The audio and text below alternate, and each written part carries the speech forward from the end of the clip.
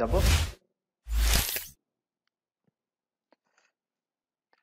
আসসালামু আলাইকুম। অনুনাদ অনলাইন প্ল্যাটফর্মের পক্ষ থেকে সবাইকে স্বাগতম। আমি ইঞ্জিনিয়ার তানভীর আজকে তোমাদের সামনে হাজির হয়েছি কেমিস্ট্রি এসএসসি অধ্যায় 11 হাইড্রোকার্বনের একটি স্পেসিফিক পার্ট যার নাম হচ্ছে অ্যারোমেটিক যৌগ, এটা নিয়ে কথা বলতে। তাহলে আজকে আমাদের আলোচ্য বিষয় হচ্ছে অ্যারোমেটিক যৌগ। আমরা লাস্ট ক্লাসে আসলে যা পড়েছিলাম আমরা সেখান থেকে কিন্তু কন্টিনিউ করছি। আমরা লাস্ট ক্লাসগুলোতে কিন্তু অ্যারোমেটিক পার্টটা আলোচনা করব বলেছিলাম, বাট করিনি। অর্থাৎ আমরা এই ক্লাসটিতে অ্যারোমেটিক নিয়ে কথা বলবো, এই কথা তোমাদেরকে বলেছিলাম।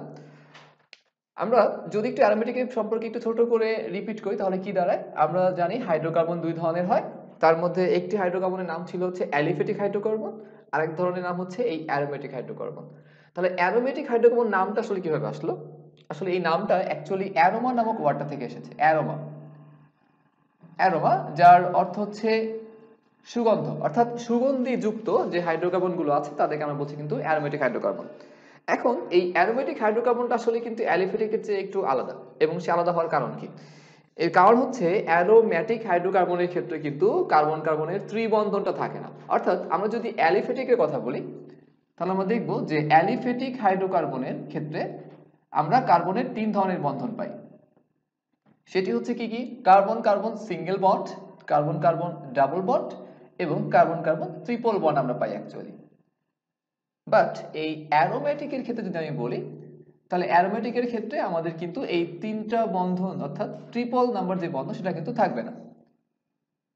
সেটি কি? অর্থাৎ কার্বন কার্বন সিঙ্গেল বন্ড যেটা এটা থাকবে, কার্বন কার্বন ডাবল বন্ডটাও থাকবে, কিন্তু কার্বন কার্বন ট্রিপল বন্ডটা কিন্তু থাকবে না। এটা তাদের মধ্যে একটা কমন পার্থক্য। এবং আরেকটি মুখ্য বিষয় কিন্তু এখানে খেয়াল রাখতে হবে, সেটি কি? অ্যালিফেটিক হাইড্রোকার্বনের ক্ষেত্রে আমরা দেখেছিলাম যে যখন কার্বনের সিঙ্গেল বন্ড থাকে তখন কিন্তু ট্রিপল বন্ডটা থাকে না, বা দ্বিবন্ধনটা অর্থাৎ ডাবল বন্ডটা থাকে না। এবং যখন কার্বনের এই ডাবল বন্ড থাকে তখন কিন্তু আবার ট্রিপল বা সিঙ্গেলটা থাকে না। সিমিলারলি যখন ট্রিপল বন্ড থাকবে তখন কিন্তু এই সিঙ্গেল বা ডাবল কোনো বন্ডই থাকবে না। বাট অ্যারোমেটিকের ক্ষেত্রে কি ঘটবে? যখন সিঙ্গেল বন্ডটা থাকবে তখন তার সাথে একই সাথে কিন্তু ডাবল বন্ড থাকবে, তাও আবার পর্যায়ক্রমে, মানে ক্রমানুসারে থাকবে। ব্যাপারটা কেমন? যদি আমি একটু ছোট করে তোমাদেরকে এটাকে দেখাই, তাহলে আমি যদি একটি কার্বন নেই, তাহলে এই কার্বনের যদি আমি সাথে পর্যায়ক্রমে একটি সিঙ্গেল বন্ড দিই তাহলে অবভিয়াসলি পরবর্তী কার্বনের সাথে এটা ডাবল বন্ডই থাকবে, আর ট্রিপল বন্ড তো হবে না। তাহলে কন্টিনিউয়াসলি কি হবে? পরবর্তীতে আবার এটা হবে কি? সিঙ্গেল বন্ড, আবার ডাবল বন্ড, আবার সিঙ্গেল, এবং এট দ্য লাস্ট কি হবে? এটা আবার ডাবল বন্ড হবে। অর্থাৎ আমরা এখানে একক দ্বি এভাবে কিন্তু একটা সিনক্রোনাস সিস্টেমে কিন্তু বন্ধনটা গঠিত হবে। এখন এই জন্য অ্যারোমেটিক হাইড্রোকার্বনগুলোর ক্ষেত্রে কি হয়? কার্বন সাধারণত কার্বনের সংখ্যা 5, 6, 7 মিনিমাম, মানে এর কমে কিন্তু আসলে এই বন্ধনগুলো গঠিত হয় না। একটু দেখা যাক, কয়েকটা এক্সাম্পল আমরা দিই যে আসলে কিভাবে এটা ঘটে। প্রথমত আমি একটা এক্সাম্পল দিচ্ছি, যার নাম লিখলাম আমি এখানে বেনজিন। আমাদের এটা খুব বেশি কাজে লাগবে বেনজিনটা, যখন আমরা এইচএসসি তে উঠবো তখন কিন্তু আমাদের এই বেনজিন চক্রের সাহায্যে হিউজ পরিমাণে কিন্তু আমাদের অ্যারোমেটিক যৌগগুলো আঁকতে হবে। সো বেনজিনের যে সংকেত সেটি হচ্ছে C6H6। C6H6। আমি অ্যারোমেটিক নিয়ে আরো অনেক বেশি আলোচনা করতে পারতাম, বাট আসলে অ্যারোমেটিকের এই অংশটুকু আমাদের আসলে এই এসএসসি সিলেবাসে অতটা কিন্তু বিস্তারিত নেই। তো আমাদের এই জন্য আসলে এটা নিয়ে আলোচনা বেশি করলে তোমাদের জন্য সিলেবাসটা ভারী হয়ে যাবে, তাই তোমাদের যতটুকু দরকার আমি ততটুকু তোমাদেরকে ডেলিভারি করছি। C6H6 এইটার ক্ষেত্রে কি হবে? দেখতে পাচ্ছি কার্বনের কয়টি সংখ্যা? এখানে 6টি। অর্থাৎ আমার এখানে একটা ষড়ভুজ আঁকতে হবে। তাহলে যেহেতু 5, তারপর হচ্ছে 6 এবং 7 সাধারণত এই ধরনের মানে কার্বনের সংখ্যা দিয়ে কিন্তু গঠিত হয় অ্যারোমেটিক যৌগ। তাহলে সেক্ষেত্রে কিন্তু 5টি কার্বন যদি আমরা আঁকি তাহলে পঞ্চভুজ গঠিত হয়। যদি আমরা 6টি কার্বন আঁকি তাহলে সেক্ষেত্রে কিন্তু ষড়ভুজ গঠিত হয়। ব্যাপারটা কেমন একটু দেখা যাক, ব্যাপারটা কেমন হয়। 6টি কার্বন এমন ভাবে থাকবে যেন তারা একটা ষড়ভুজ গঠন করে। এখানে C6, তাই আমি 6টি কার্বন নিলাম। এবং আমাদের সেই নিয়ম অনুযায়ী কি হবে?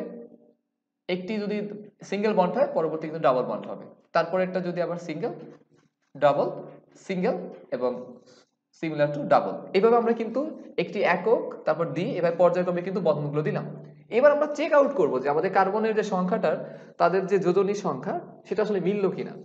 এবং সেটা আমরা না মিললে বা পরিমাণটা ফুললি লোডেড না হলে আমরা কি করব, সেখানে অবশ্যই আমরা হাইড্রোজেনটাকে দিয়ে এটাকে ফুল করে দিব। সো এখানে দেখতে পাচ্ছি কার্বনের কিন্তু 3টি ইলেকট্রন শেয়ার হয়ে গেছে, তাহলে একটি বাকি আছে। সো এই একটির সাথে এখানে কি হাইড্রোজেন যুক্ত হবে।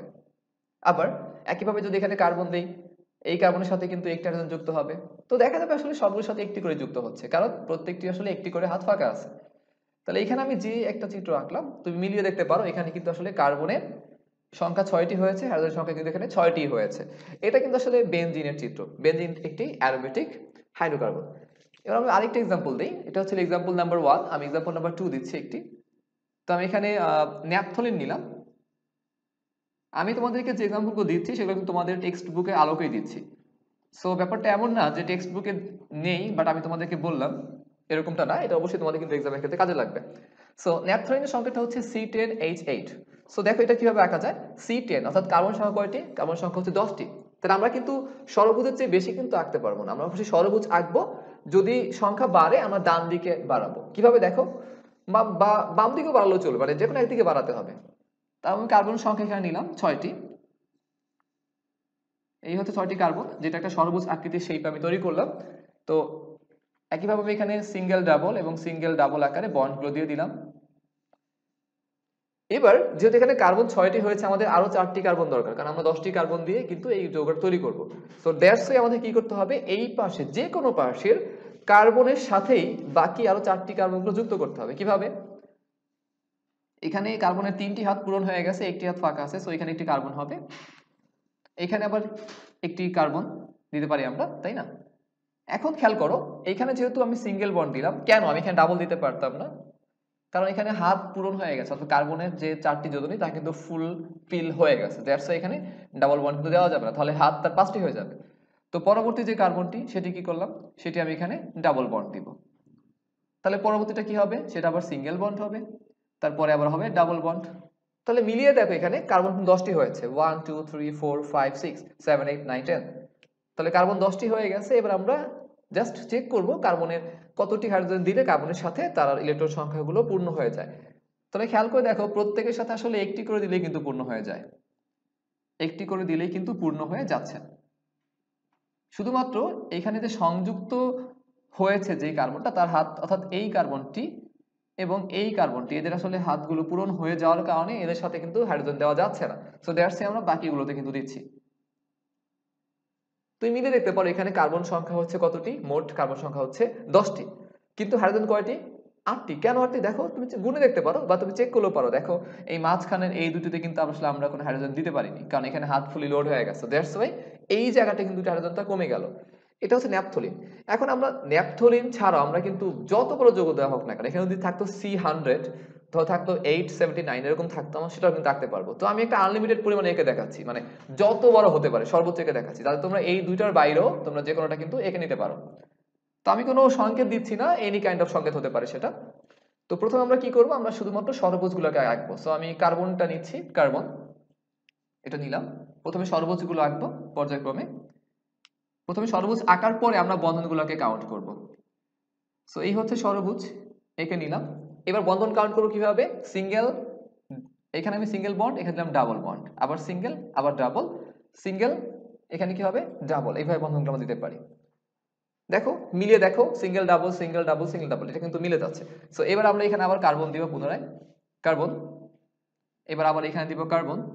সো সিমিলার টু আমরা এখানে কি করব, আবার এটা ডাবল বন্ড হবে, অর্থাৎ ষড়ভুজ তৈরি করব, একাধিক ষড়ভুজ তৈরি করব। কার্বন দিলাম এখানে একটা। সো এখন দেখো সিঙ্গেল ডাবল সিঙ্গেল, এখানে আবার ডাবল বন্ড তৈরি হবে। এভাবে কিন্তু কাজগুলো করতেই থাকবে, আমরা এভাবে কন্টিনিউ কাজগুলো করতে পারি। আবার কার্বন, ডাবল বন্ড, এখানে কার্বন, সিঙ্গেল বন্ড কার্বন, এখানে single bond carbon, double bond. এভাবে কিন্তু আমরা পর্যায়ক্রমে আঁকতে পারি। আমি আগে কার্বনগুলো দিয়ে নিই, আমাদের যাতে সুবিধা হয় আঁকতে। So single double single double single, এভাবে পর্যায়ক্রমে চলতেই থাকবে কাজটি। আমি এখানে কার্বনগুলো দিয়ে নিচ্ছি ষড়ভুজটা সুন্দর শেপের সুবিধার্থে। এখানে একটা সিঙ্গেল বন্ড হবে, এটা অ্যাকচুয়ালি এখানে ডাবল বন্ড, এখানে হচ্ছে এটা সিঙ্গেল বন্ড। সিমিলার টু একইভাবে এখানে আমরা দিচ্ছি কার্বন, এখানে আমরা দিচ্ছি কার্বন। সো এটা ডাবল বন্ড হবে, এটা সিঙ্গেল বন্ড, এখানে তাহলে এটি আবার হবে এখানে ডাবল বন্ড, এটা সিঙ্গেল বন্ড। একইভাবে পর্যায়ক্রমে ব্যাপারটা চলতেই থাকবে, আমি আরো দিচ্ছি দেখানোর সুবিধার্থে। সো কার্বন কার্বন, এখানে ডাবল বন্ড, এখানে সিঙ্গেল বন্ড। তো আরো যত ইচ্ছা কিন্তু চাইলে আঁকা যেতে পারে, তো আমরা রাখছি না, আমরা এখন শুধু জাস্ট হাইড্রোজেনটাকে বসিয়ে দিব। তুমি শুধু খেয়াল করবে জাস্ট এই মাঝখানে যে হাইড্রোজেনটা আছে, এখানে কার্বন আছে, এখানে হাইড্রোজেন দেওয়া যাচ্ছে না, শুধু মাঝখানের এইগুলোতে দেওয়া যাচ্ছে না, এই প্রথম এই সারিটা এবং দ্বিতীয় এই সারিটা দেওয়া যাচ্ছে না। কেন? কারণ এখানে কার্বনের সংখ্যা কিন্তু ফুললি লোড হয়ে গেছে। দেখো বাকিগুলো একদম দেওয়া যাবে। সো আমি দিয়ে দিচ্ছি হাইড্রোজেন, দিস ওয়ান হাইড্রোজেন, এটাও হাইড্রোজেন, এভাবে হাইড্রোজেন দিলাম আমরা, হাইড্রোজেন দিয়ে দিচ্ছি। অর্থাৎ চারপাশেই দেখো হাইড্রোজেনগুলোকে দেওয়া যাবে, কারণ এই পাশের গুলোরই কিন্তু একটা করে হাত ফাঁকা থাকে। সো আমরা দিয়ে দিচ্ছি হাতগুলো, ফাঁকা হাতগুলো, তাহলে কিন্তু হয়ে যাবে। এইদিকে একটা দেওয়া দিতে পারি, এদিকে একটা দিতে পারি। তাহলে আমরা দেখো এখানে একটা বড় একটা বন্ধন এঁকে ফেললাম। সো আমি যদি একে কাউন্ট করি সংখ্যাটা দেখো, এখানে কার্বন কতটি আছে, এখানে এখানে আছে 6টি। তারপর দেখো কয়টি করে পারে, 4, 10, 14, 18, 22, তারপর হচ্ছে 26, আর হচ্ছে 4, কত হয় তাহলে 26 আর 4, এটা হয়ে যাচ্ছে আমাদের 30। তাহলে আমরা এখানে C30, অ্যাকচুয়ালি আমরা এখানে কি এঁকেছি C30।